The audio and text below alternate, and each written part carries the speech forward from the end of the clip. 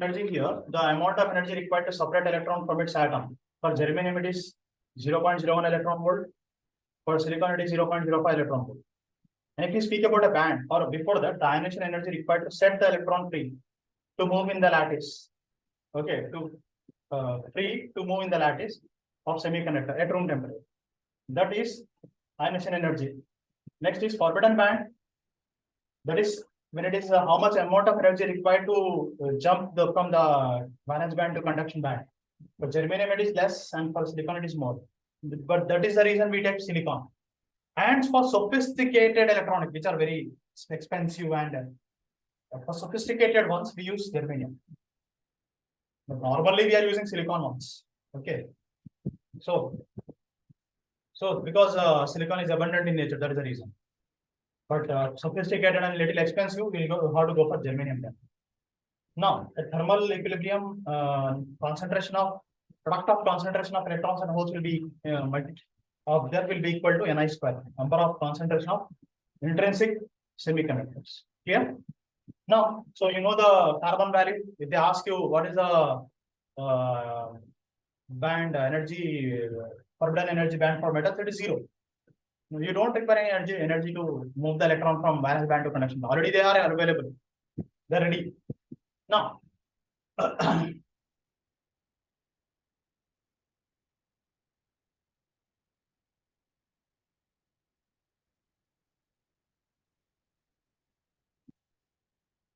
now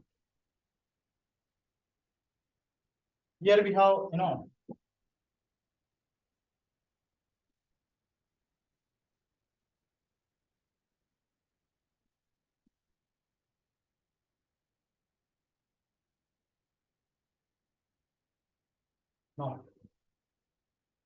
This is a donor energy level, ED.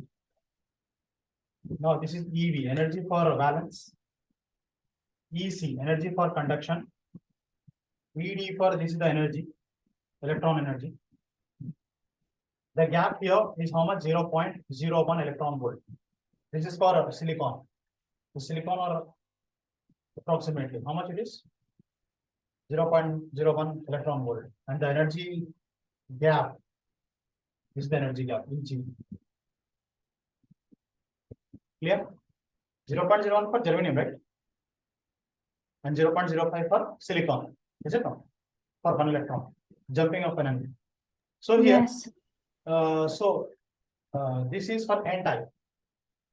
For N type, electron concentration is more here. So in N type, electron concentration, there is more electron concentration and very low, very less holes. Similarly, here there are holes. Okay, more number of electrons are there in this. Yeah. So this happens in when T is greater than 0 Kelvin. Kelvin, not the temp. 0 degrees centigrade. It is 0 Kelvin. Now this is for N type. For P type, you draw the same diagram. Based on this diagram, they are asking questions. That is the reason I am explaining. Reasoning question to make the paper little difficult or tricky. This comes under evaluation questions. That is the reason. Now, this level, this dotted line, see here, ED, EA means acceptor. ED means donor energy level. EC means EA means acceptor energy level. Acceptor energy level. Acceptor energy level and donor energy level. ED and EA. Now, here it is ED is very close to donor energy level because N type they are ready to donate. EA is very close to valence band. Here we write EV. And this is EC. The gap here is EG. From here to here, it is EG. Now this is the dot, 1 electron is there here. And there are so many holes here. Holes here, so these are the electrons, 2 electrons here.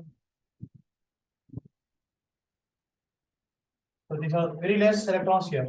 Okay, more concentration is more. And the gap here is again how much? It is 0.01 to 0.05 electron volt. This much of energy is required for the electron to jump from that level to that level, from ionization energy level. So that is when T is greater than again 0 Kelvin. It's much less than the room temperature, much less than the 0 temperature. So just learn this for today. Today I'll stop here. Tomorrow I'll be doing PN junction diode, NBA characteristic of PN junction diode, which is very, very important for both theory and practical. So once after doing that, I'll be doing three diodes, so we can finish off this lesson. Okay. I'll be sending you the questions today for the next 1 week. So please try to complete that. Yes, sir. Okay.